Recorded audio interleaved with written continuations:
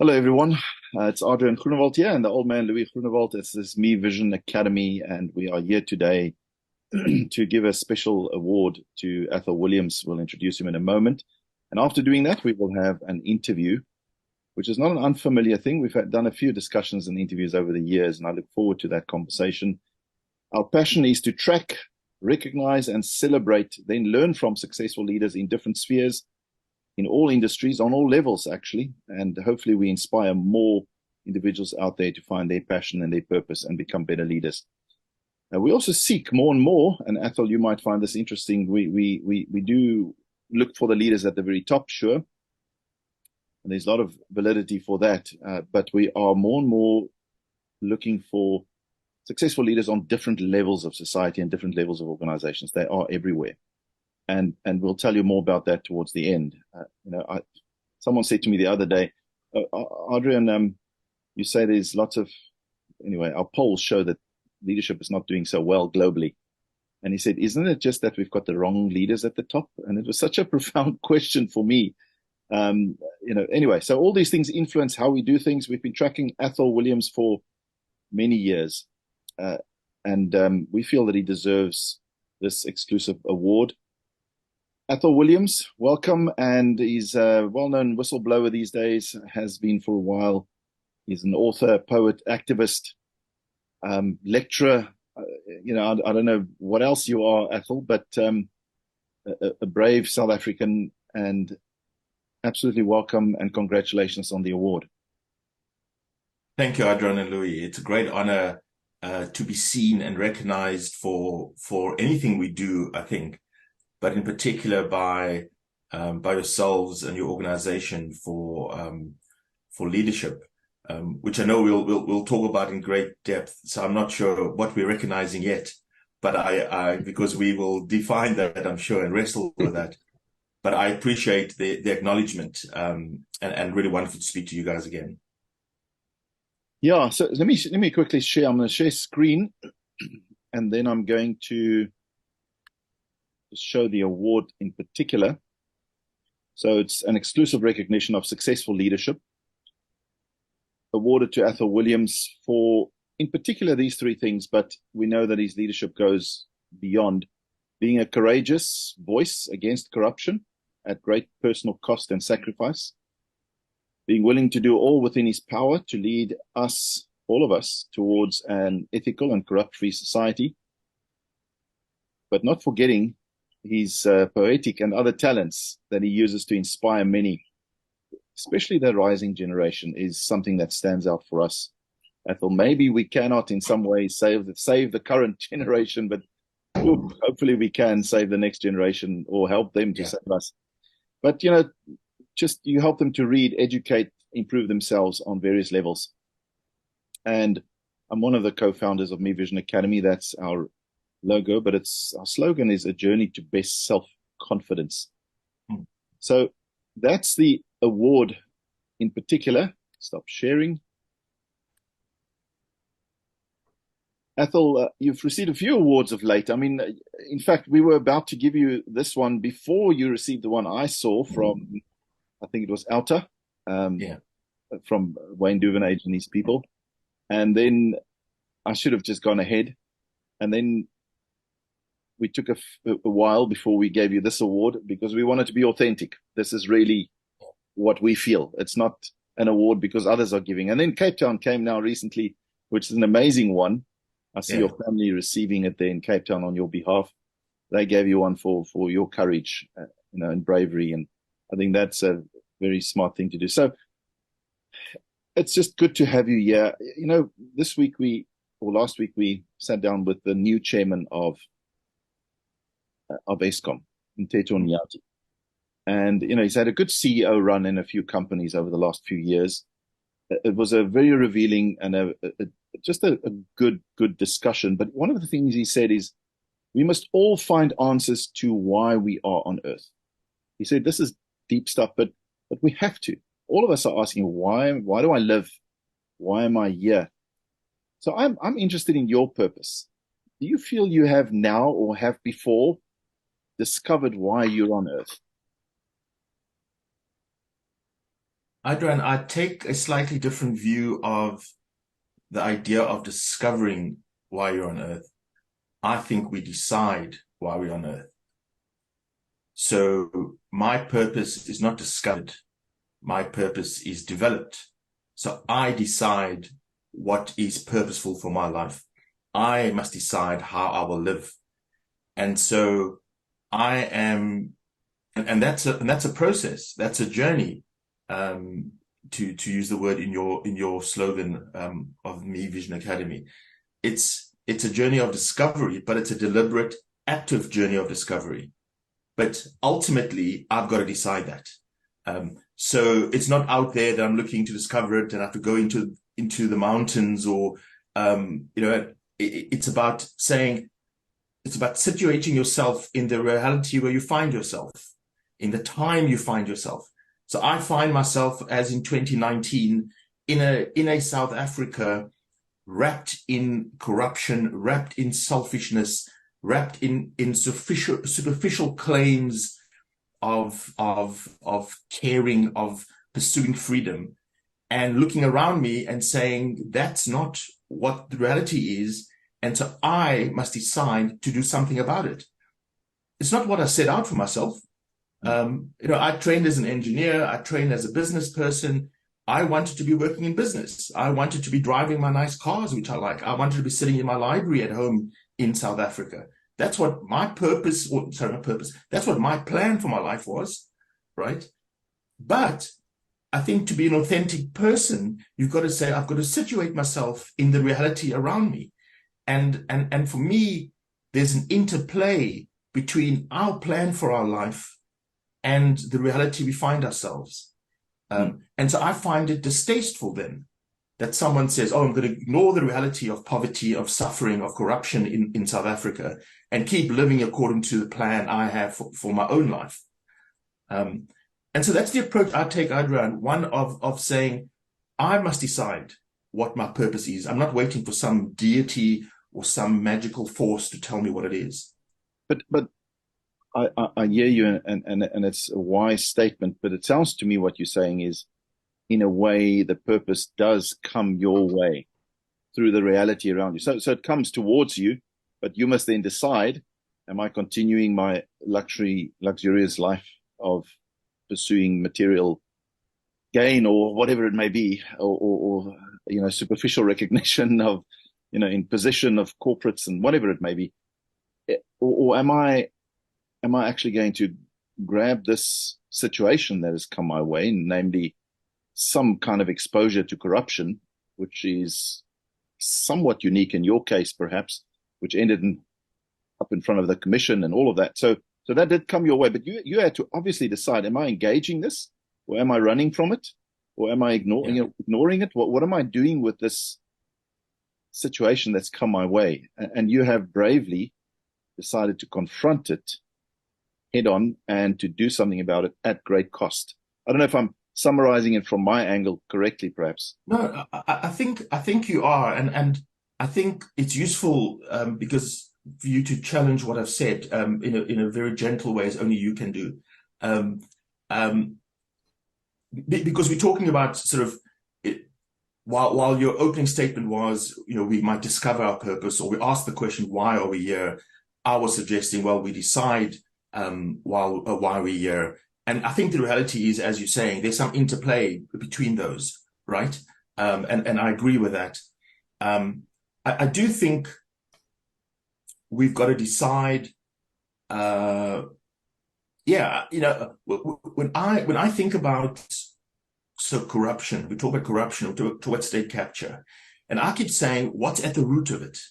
And then say, oh, it's greed. I say, well, what's the root of the greed? Right? And because someone say, oh, well, it's inequality or poverty. I said, no, all right, what's at the root of it?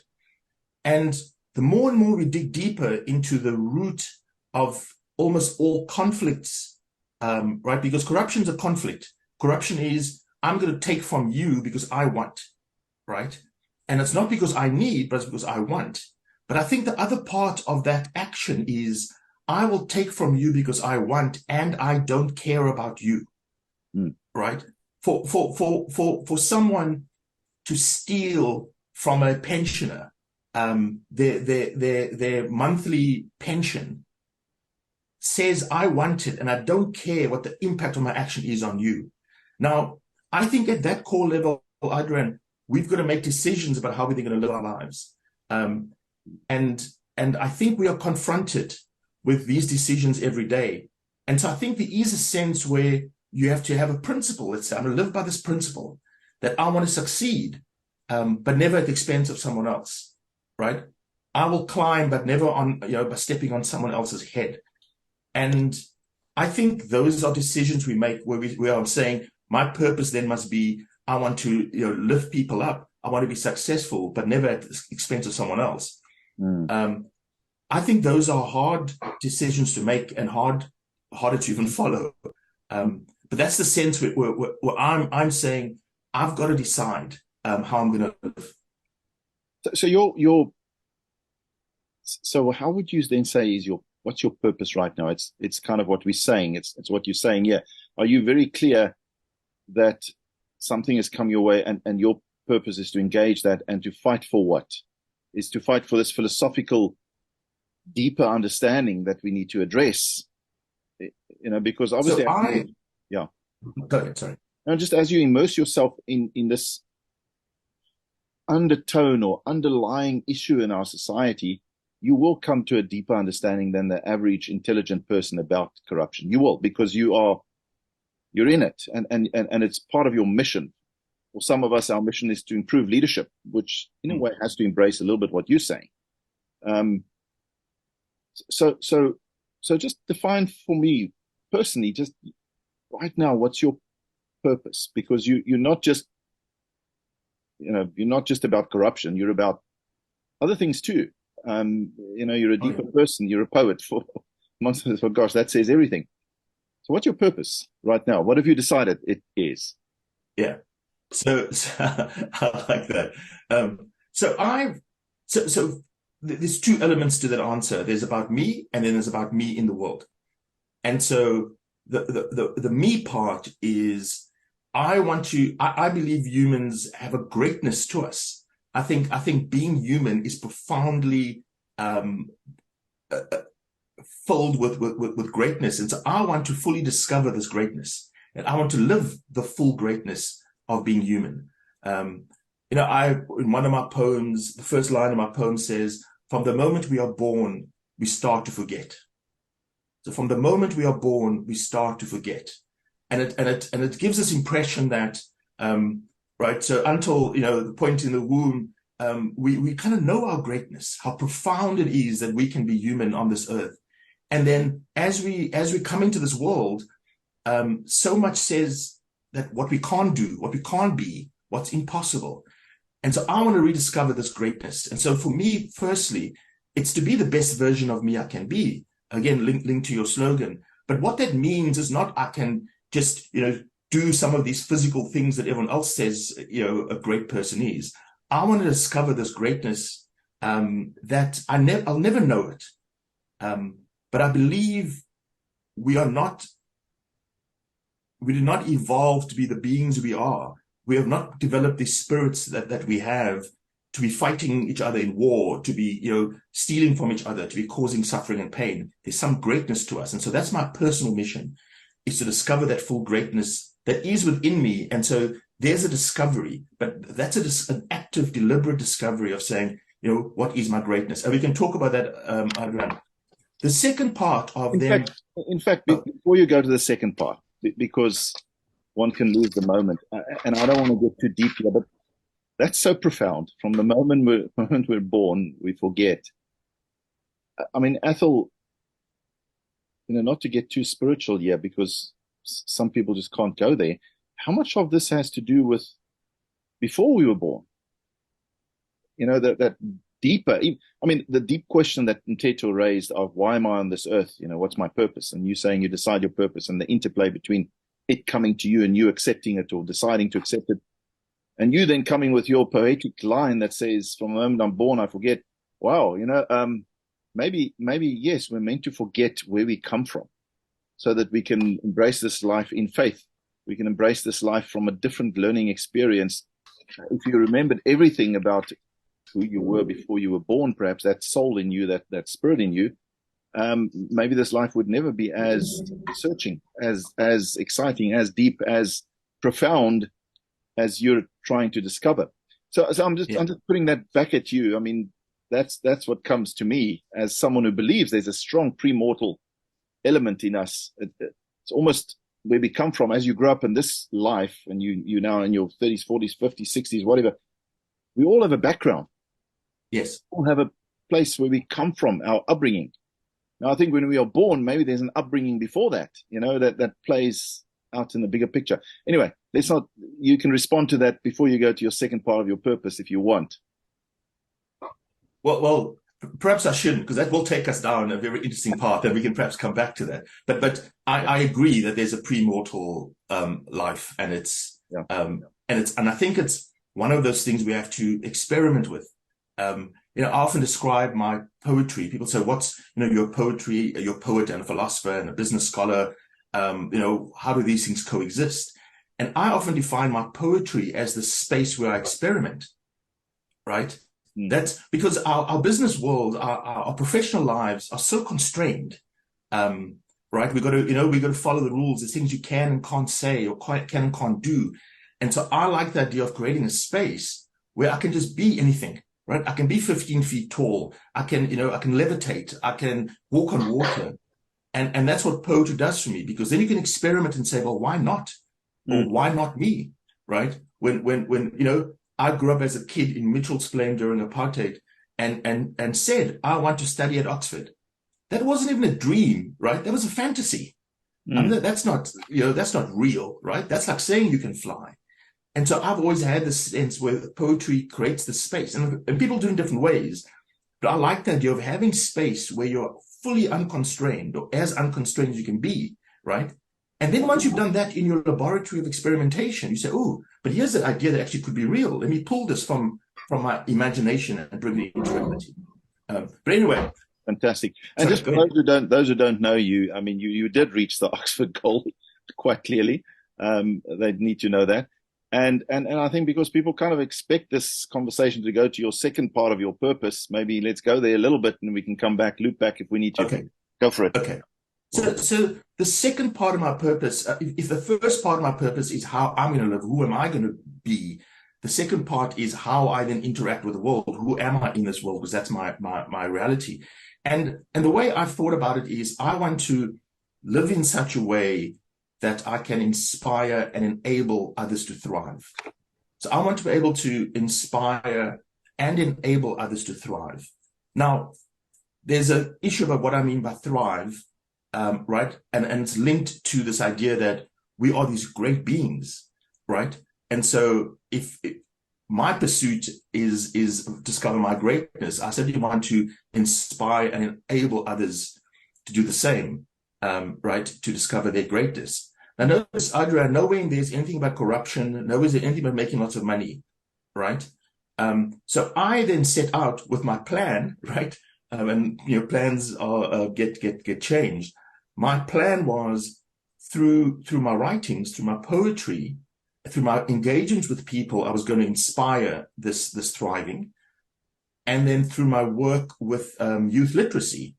And my advising business leaders was to enable them to thrive. Yep. So that's how I sort of set it out.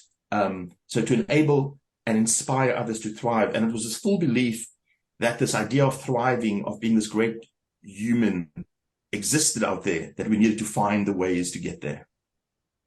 Sure. And how's that going for you? It's not about how it's going for me, I guess, right? Yeah. It's I can only do what I can do, right? I can, and that's this tricky thing about leader again, right? So am I a leader? Well, I don't know how to define that. And you guys are the experts on this. I don't have followers in the sense that I've got anything to offer them, and coercive power over them. I've got no stick, I've got no carrot for anyone. But in terms of my ability to inspire and enable, what I am saying is, this is how I'm trying to live. This is how I'm trying to deal with real issues, not living in a monastery somewhere divorced from reality. So this is how I'm wrestling. I'm going towards the fire and trying to wrestle with these things. I go into gang-infested areas. I go into areas where children can't read. I go where there's corruption. And I'm saying this is how I'm trying to make sense of it. This is how I'm trying to walk that narrow path of ethical behavior. And if you find something here that appeals to you, then try and emulate it in your life. Do you think, do you think, Athol, that maybe on this journey to inspire others to thrive, you have consciously or subconsciously first and then consciously discovered the obstacle to that? Part of the obstacle societally to that is this, I don't know, corruption is just too superficial almost. It is this underlying reason why why the banking crisis happened in 2007-8. That's all part of the underlying reason why corruption happens, I guess, why greed happens, why all those things. Do you think that maybe you realize this is an obstacle and I have to fight it in some way? I don't know. Yeah. Why you are sitting where you're sitting now?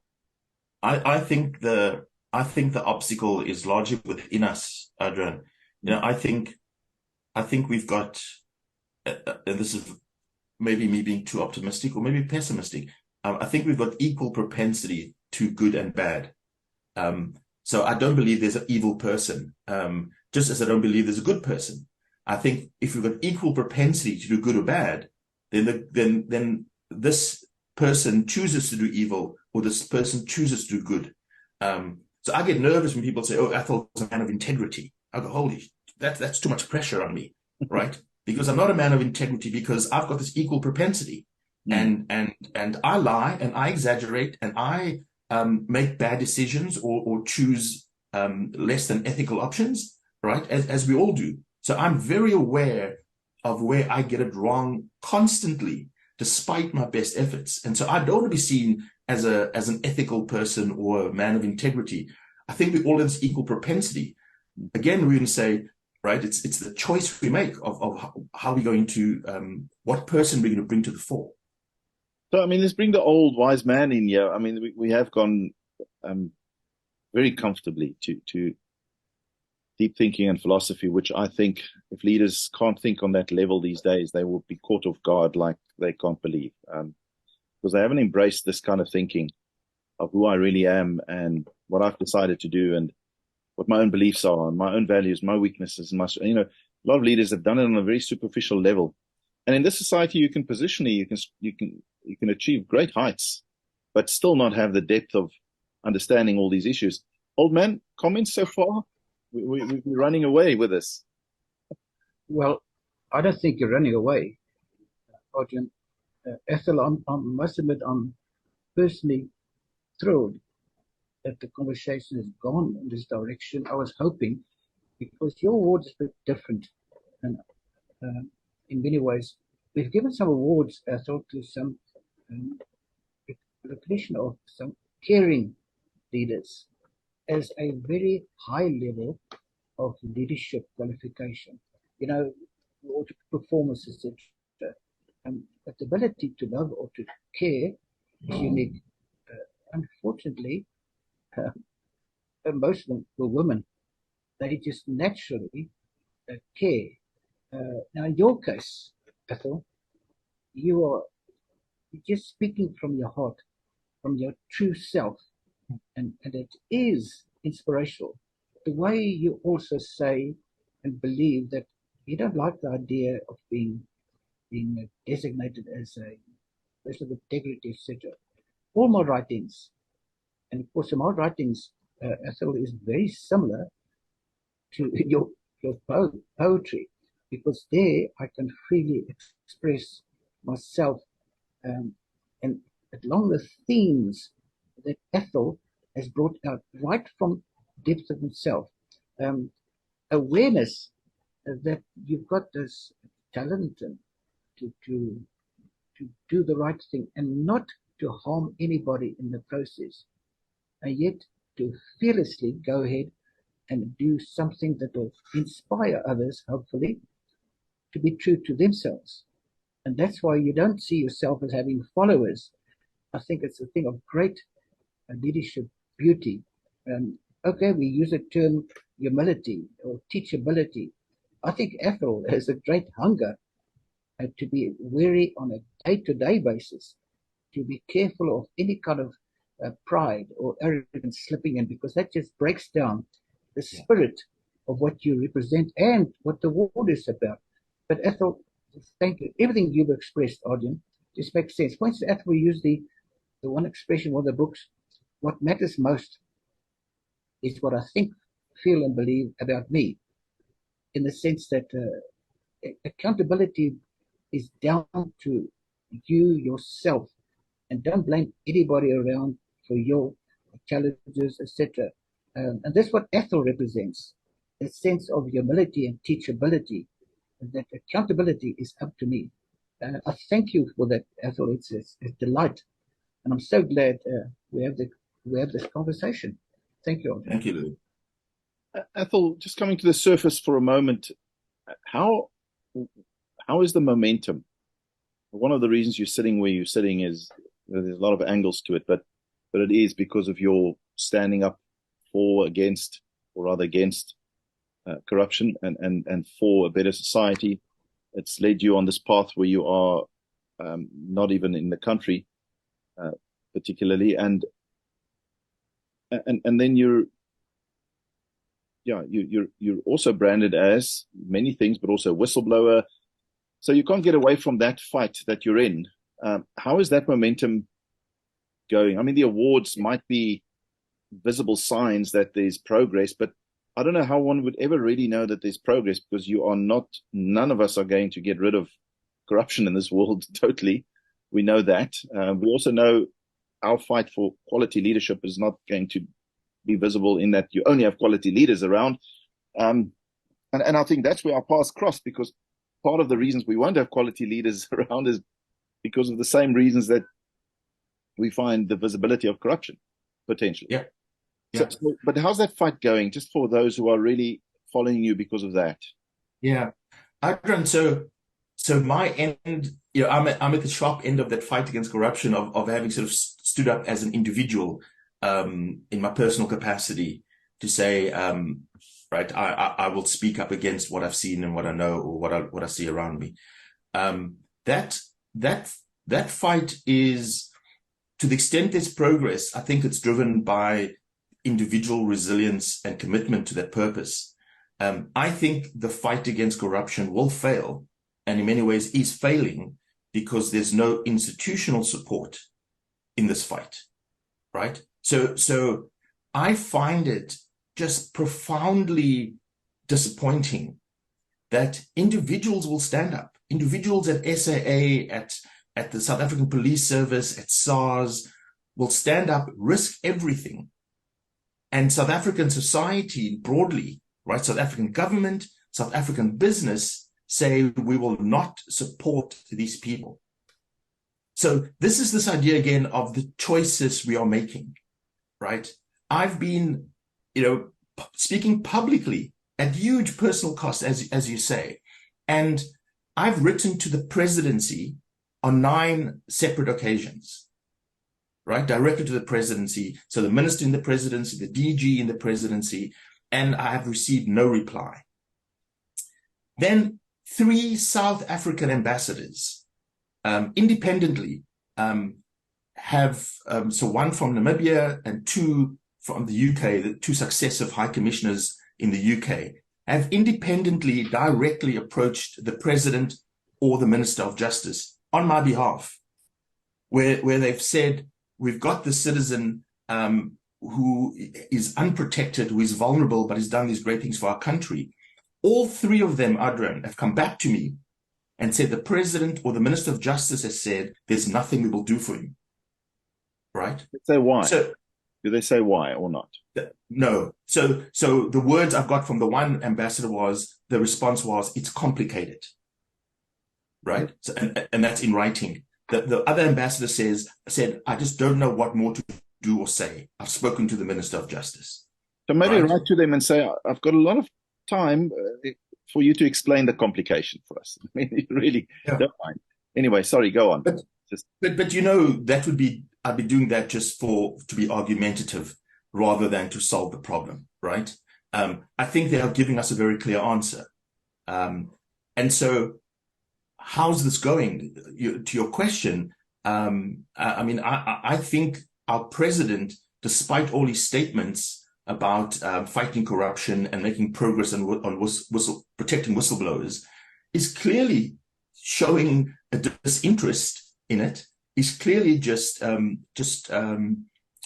just smoke screens, right? So just this week, the presidency put out a report on the progress they're making in fighting against corruption in following the Zondo Commission recommendations.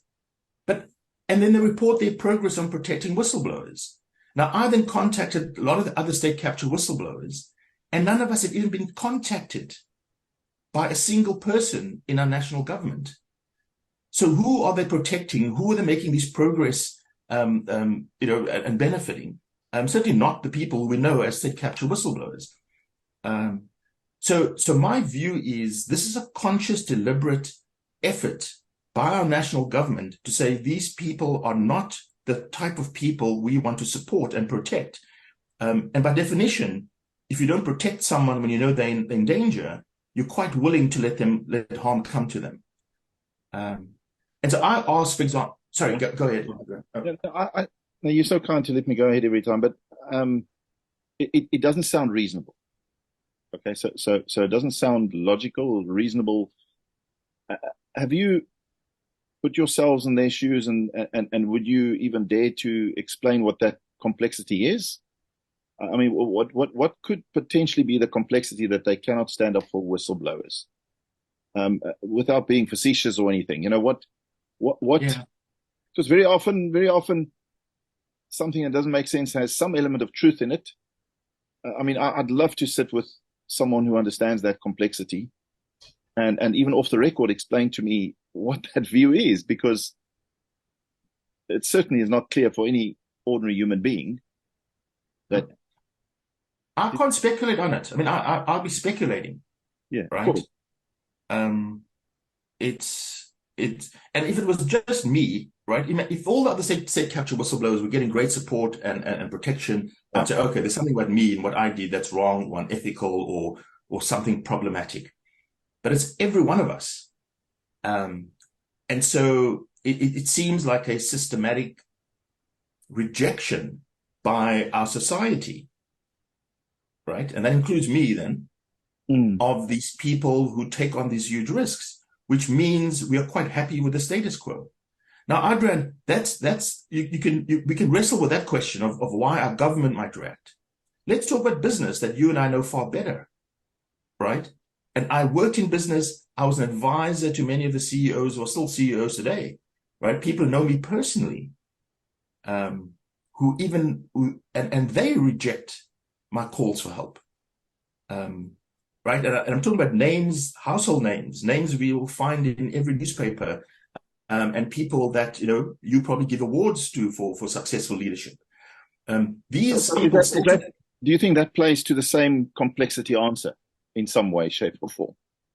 I think it plays to the same complexity answer, which is lack of ethical leadership, right?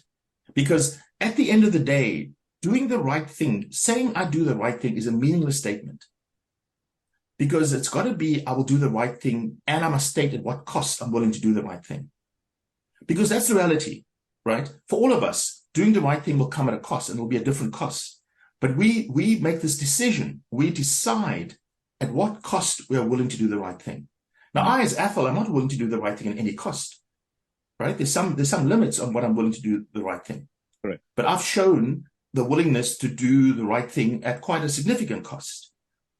And I think what everyone else is doing, and this to me shows cowardice, is that they will talk about it, but not willing to do the right thing, even at minimal cost, right? So what's the cost to the top 10 companies in South Africa of saying, we will embrace these citizens who have lived the values that we espouse, who have taken action against the biggest scourge in our country of corruption, right? I would think their brands would benefit.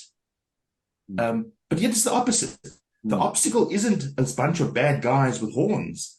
the obstacle to our progress against corruption are those in suits who we celebrate, right, who are deeply complicit in this corruption.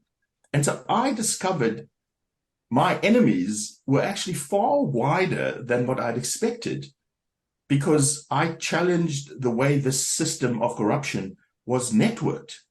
And so that's how we're doing. That's the momentum there, Adrian. It is stalled not by the bad guys. It's stalled by those we pretend or portray as the good guys. So I mean, if you explain it this way, then I can understand your statement that says we're actually losing and we will probably lose. Not that we must stop fighting, but we will probably lose the battle because of this something in the system. And you and I have had deeper conversations about the fact that when it's your part of your passion and it's fallen upon you to fight it semi-full-time, in your life and affect you, it's not incumbent upon all of us to fight it in the same way. But in our own sphere, all of us should, if our value system is good, do something about it, like a little bit we're doing right now. At some risk, I guess, at some risk having this conversation, because all sides are important. But that is, I don't know, old man, I mean, your thoughts. I mean, it is someone who's at this spear end of wanting to eradicate or resist corruption on some level, feeling that we're not in a good place for various reasons, which if I was a journalist, I guess I would really zoom in on some things you've said today because it's controversial and there's this and that, which I'm not a journalist, and we are not. And we don't want to detract from your award today as a influential leader that is doing something that we all want someone to be there doing. But to what extent do we want to be associated with and support? But man, we're happy to have Athol there. You sacrifice, you do your thing at great cost. Society needs you, but I don't need you in my life. There's a bit of that for some core individuals in our society, and I've realized that there's no doubt that there are some really special people doing great things, but they make us uncomfortable in our space to some degree. Any comments, old man, before I share one or two other things with Athol, and he can also respond? Yes, Adrian, I think Athol is also giving an important message. Obviously, the passion of his purpose comes across, and hopefully we share that as well. But I don't think we should underestimate the power of what he's really saying is, as soon as you go the complexity route, we say it's too difficult to involve too many people, feelings got to be hurt. I think you're ready on a lost cause, because doing the right thing is not all that complex. And I think one of the things I've admired so much about some of the people who've interviewed Orion, those few examples of, say, caring leaders and the Athols of the world, is they just refuse to build a wall of, say, it's too complex, do the right thing. So being true to yourself is being true to yourself. And Athol, certainly hope that all the pressures around you don't persuade you to let go of that one, because there are a lot of tremendous amount of good people out there who are prepared to give their lives for that which is right. And one of the purposes of our award program, Audience, really is to bring out those people. So, or else the institutions become the big enemy, and they shouldn't. The message Athol is saying is, don't let so-called complexity rule our lives. Take away the childlike, the child in us as well. And then, of course, I think you on a lost cause then. So what thank you for that, old man. I mean, what keeps you going when in essence you believe it's not a lost cause, but the fight is being lost? I mean, I think it's it's I said it looks like it could be a lost cause. It will be a lost cause if we give up the fight. I'm not willing to give up that fight. I don't. I'm not defending an ideology. I'm not defending even a country. Even though it sounds very patriotic to say I'm doing this for my country, whatever that means. I'm doing it for the people I see who are the victims of this corruption, because this corruption deprives ordinary people. It deprives the children I see of schools, of flush toilets, of books. That's who I do it for. And so I see this not as multiple things I'm doing. The resisting corruption and the helping children read, for me, is the same project. It's saying, I want to uplift people. I want to enable and inspire them. But it's about me believing in their greatness and thinking there are some people robbing them of that greatness. And so there are different angles at it. I mean, Adrian, this is exactly why I was so heartbroken when UCT told me to leave, right? So I could, with and this, I've got 7 university degrees from, the top universities in the world, Harvard, MIT, Oxford, etc. So I could go and teach and be a professor anywhere in the world. But I wanted to be home because I wanted to take these ideas and share them with our local leaders, right? In my hometown of Cape Town. That's where I wanted to be. And when I acted with integrity to go to the Zondo Commission and acted with integrity to challenge the leadership of UCT, who are now all being disgraced, with what I thought was them enabling state capture, I got squashed, right? I got told to leave. I mean, I've still got the email from my line manager said, I suggest you resign. And I said, I don't want to resign. I've just got to deal with some of these other things going on, right? Now this is where I think, again, I'm talking about real ethical behavior, because we're going to define what this means, right? I think it's always in a context, right? You can't just say I'm a good person. You must say I'm an honest person or a person of integrity, but here are the circumstances within which I demonstrated that. So I wanted to invest and all of what I have in my local community, and that was rejected because I upset some people in complexity, right? Or and so I was told to leave. And so now I'll get criticism for people saying, oh, you're now a professor at Oxford, right? You're a sellout, and all these sort of things. Yeah, I'm saying I'm only here because you pushed me out. Yeah. I mean, that's typically what happened. Oh, it's all worked out for you, hasn't it? Oh, Mr. Oxford. Yeah. But it's not that. Well, it's not that simple. You see, maybe most things end up being complex if you look at it from a superficial level. So yeah, I guess your vision of wanting to inspire others to thrive is what helps you focus on all these different things, including your positive projects. Maybe they're all positive, but the ones where you can see clear progress, perhaps the amount of books, the amount of kids, the amount of this, that. Yeah. All of those you can give attention to because they form part of your overall purpose. Yeah. Is that right? You don't find yourself so sucked into this that you can't participate in that. Yeah. You're okay. No, and I'm quite selfish in that respect with my time and energy, because I want to dedicate my time and my energy to these things that give my life meaning, and that I believe creates this positive impact in society. And so I've got no time for triviality and being sucked into things. I'm quite happy to be sucked into fights and challenges as long as they're aligned to where I think I want to direct my energy. Athol, simply because of time, I just want to share with you our vision.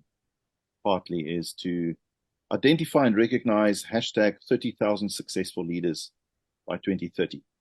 And people might think, oh, no, that's not a lot. That's a lot per year. That's a lot per month if you break it down. But as Nteto Nyati also said, one leader can truly impact a lot. So if you multiply that 30,000, it's an amazing number. And we want to mobilize them and it's almost like identifying the current natural successful leaders, if I can call it that. Yeah. There are successful leaders on all levels of all organizations, and they are not receiving these awards or these certificates of successful leadership. But yet, the reason some of these leaders can receive it is because of those very successful leaders. So we want to go find them. We've got a platform built for it, everything. We call it Leader Track, where we track all these successful leaders. But just your thoughts on that side of our evolution. I like that you're calling it a revolution, because I think that's what's needed. It's a leadership revolution. It's an ethical revolution that's required. It's a purpose revolution that's required. I think the fact that you are tracking people at different levels, identifying them, and then I think acknowledging them, I think that's a profound piece of work, Adrian, because otherwise we leave it all up to chance in some way, right? I think what you do, I'm saying what you do for me, and that's why this award is so important for me. It firstly makes you feel seen and makes you feel heard, but it's a nod of confirmation, of validation of what I'm doing. And so I think the more you do that for more leaders, it validates what they're doing and for them to keep going. But I think also they look around them and say, who else am I associated with? And so when you say, Athol, we've given you this award, but we've also given to these other great leaders, I feel now part of a group, a club of people to whom I can look to in hope. Because often if we are fighting the good fight on our own, it feels very lonely. But you say, well, Me Vision Academy has identified all these great leaders. And so if they put me in this club, others in this club must have something in common with me. And so I can look to these. And so I do think we create this wave then. And this wave ripples and grows as it goes of injecting and elevating this type of leadership in our country. And for me, that's an extremely hopeful act. I hope so. What we may discover in our lives is the more pure your vision is, or your hope, or your cause, the more difficult it becomes, and it starts skirting on the edges of complexity where people don't want to go. Leave me with my simple model. I'm just working hard, qualifying, becoming successful, making money, whatever it is. But we will keep fighting the fight to find those successful leaders, because they are there. Yeah. The world is very hung up on developing leaders, and I've done that for 25 years. We've done that for 25 years. Yeah. And I'm afraid there's some good in that. And in the end, all of us must always develop ourselves. So it's not as though you can develop leaders. It's about finding them. And then, yes, continue the development. That's fine. Yeah. But it is about finding successful leaders. So I thought maybe a final message.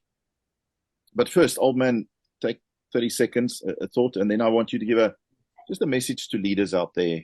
Supposing they all watch this or part of this, just think about that for a second. Old man? So just one request. Courtney will probably ask you anyway. If you think of some of the people you're involved with that fall in this category of authentic leadership, please let audience have them. That you feel, share your feelings and your unique mindset. We appreciate that. Personally, Athol, thank you. It has been a delightful experience with you, my brother. Thank you, Louis. Adrian, my final thought is, to leaders. I think there's an important aspect on who they surround themselves with. And this might sound cliched, but one of my long-term strategy consulting clients described me as someone who he loves to hire, but also hates to hire, because I make him so uncomfortable. And I admire him because he recognizes the need for that discomfort, because that's where he's going to grow and develop. But it's uncomfortable being uncomfortable, right? And I think, linked to my broader mission and what you said we all have to do in our society, I think we need a mix of people. right? We do need the people who are going to just, qualify and walk the straight line, because we need people to kind of run our institutions and keep our institutions going. I don't think we want all to be like Athol, because then it will be chaos. But I do feel it's my role and my passion to keep pushing the envelope and challenging, because I think there's growth in that. And a lot of people say to me, you're unrealistic or you're idealistic, and I find that a compliment, because the more unrealistic and idealistic I am, and I obviously ground what I'm doing and saying, I'm not just sort of in a fantasy world, but it means we then are finding a boundary, and we need to keep pushing up against that boundary. So I think we need Athols in the world. I think we need Louis and Adrans in the world, but I also think we need all those others who are getting on with doing what they need to do.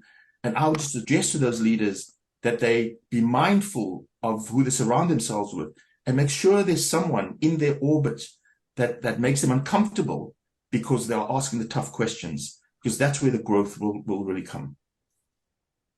Athol Williams, thank you so much for sitting with us today, receiving this exclusive recognition of successful leadership, awarded to yourself for being a courageous voice against corruption at great personal cost and sacrifice.